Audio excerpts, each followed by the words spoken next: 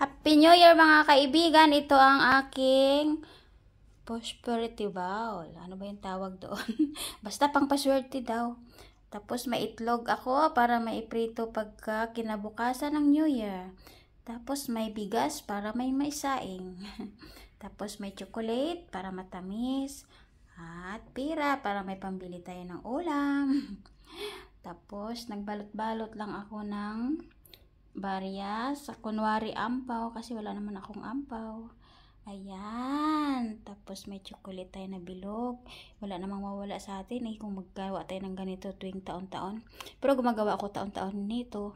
Siyempre, wala naman dito, hindi naman tayo kakapira kung hindi tayo gagalaw, di ba? Pero siyempre, tuwing taon ganito ginagawa natin para pang paswerte, magaan ang pasok ng swerte sa atin. At saka syempre, sisipagin tayo. Ayan.